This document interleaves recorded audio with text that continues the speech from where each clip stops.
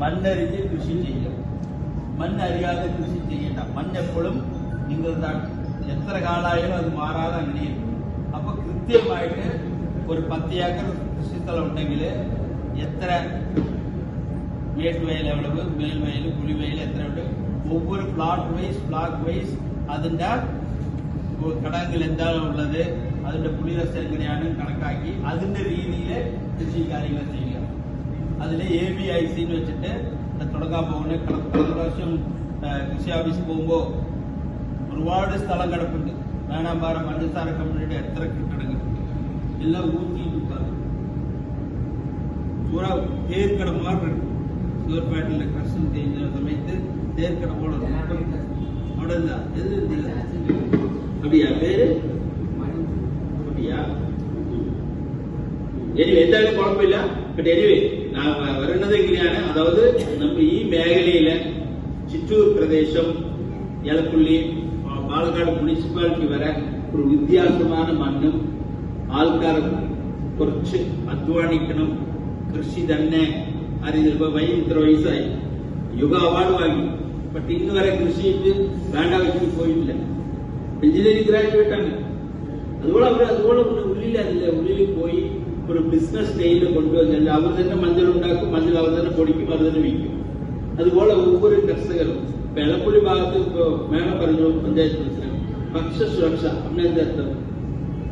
ഈ എലപ്പുള്ളി പഞ്ചായത്തിൽ എത്ര ആൾക്കാരുണ്ട്? ഒരാൾക്ക് ഒരു ദിവസത്തേക്ക് എത്ര അരി വേണം? ലേഡീസ് കേൾക്കാമോ? ഒരാൾക്ക് ഒരു ദിവസത്തേക്ക് എത്ര അരി വേണം?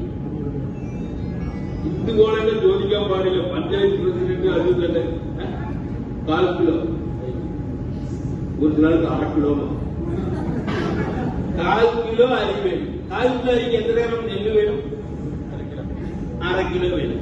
ഇത് കണക്കാക്കി എലപ്പുള്ളി പഞ്ചായത്തിലെ പഞ്ചായത്ത് പ്രസിഡന്റ് അവരുടെ മേൽപ്രസിഡന്റ് എന്തുണ്ടാക്കിക്കണം, എന്റെ പ്രദേശത്ത് എത്ര ജനക്കൂട്ടുണ്ട്, അവർക്ക് എത്ര ഗ്രാം അരി വേണം, അതുപോലെ നെല്ല് എത്ര വേണം ഉണ്ടാക്കി അത് നിങ്ങൾ ഇത്തിരി കൂടി അടുത്ത് കൊടുക്കാൻ പാടില്ല. അങ്ങനെ കൊടുത്തു കഴിഞ്ഞാൽ അവർ റിപ്പോർട്ട് കാണിച്ചു. അപ്പൊ ഇതുപോലെ എന്റെ സ്റ്റേറ്റിന് ഒരു ആവറേജ് എടുക്കാം. ആവറേജ് എടുത്ത് ഏതെല്ലാം പഞ്ചായത്തിലെല്ലാം ഭക്ഷ്യസുരക്ഷ അവർക്ക് ആവശ്യമുള്ള നെല്ല് അവർ തന്നെ ഉണ്ടാക്കുന്നു എന്ന് മനസ്സിലാക്കിയാൽ അവർക്ക് പൈസ തരണം. അതുപോലെ വരണം. അപ്പോഴാണ് നെൽകൃഷി തരിഞ്ഞു പോകാതെ മുന്നോട്ട് പോകും. അപ്പൊ നമ്മൾ ഭക്ഷ്യസുരക്ഷ നമുക്ക് ആവശ്യമുള്ള എല്ലാ ഐറ്റങ്ങളും, അത് പൂവാകട്ടെ, പച്ചക്കറി ആകട്ടെ, പാലാകട്ടെ, എന്തായാലും നമ്മൾ തന്നെ ഉണ്ടാക്കുന്ന രീതിയിൽ ഒരു പ്ലാൻ നമ്മുടെ ജനത്തിന് ആവശ്യത്തിനനുസരിച്ച്. ഞാൻ തമിഴ്നാട്ടിലെ എന്റെ ക്ലാസ്മേറ്റ് ചീഫ് സെക്രട്ടറിയാണ്. 2 ദിവസം മുമ്പ് റിട്ടയറായി ആള് വന്നപ്പോൾ പറഞ്ഞത് ഇതാണ്: യൂണിയൻ ഗവൺമെന്റും സ്റ്റേറ്റ് ഗവൺമെന്റും ഒരുമിച്ച് നിന്ന് boundary to boundary, Kashmir to Kanyakumari 10 ദിവസത്തിനുള്ളിൽ ഏതെല്ലാം കൃഷി നടവായിരിക്കും കണക്കാക്കി എടുക്കാറ്. ഇപ്പെല്ലാം സാറ്റലൈറ്റ് പിക്ചർ ഉണ്ടല്ലോ. അപ്പൊ വേഗം തീരുമാനിച്ച് ഇത്ര നെല്ല് വേണം, ഇത്ര അരി വേണം, ഇങ്ങനെ കൊണ്ടുവരാം. അതുപോലെ ഒരു പ്ലാനാകും. അത് തെങ്ങിന് വരുന്ന സമയത്ത് ഞാൻ മറ്റേ കാര്യങ്ങൾ സംസാരിക്കാൻ പോവില്ല. തെങ്ങിന് പറ്റിയ സംസാരിക്കും. അപ്പൊ തെങ്ങിന് ഇപ്പൊ ഒരുപാട് അന്തഭാഗത്ത്, മീനാക്ഷിപുരം ഭാഗത്ത് കാറ്റ് വീഴ്ച ചൊല്ലി ഒരു റോഹാണ് ഒരുപാട് വന്നിട്ടുണ്ട്. അതുകൊണ്ട് നമ്മുടെ ഭാഗത്ത് അത്ര വന്നിട്ടില്ല. ഈ മേഖലയിൽ நம்ம மேனாம்பார் சைடு வந்துட்டல. பட் அதே அனுபவம் வந்துட்டு பேரு காற்று வீழ்ச்சிக்கிறாங்க, காத்து கூட கொண்டு வரும். அதனால കുറച്ച് കാര്യമായിട്ട്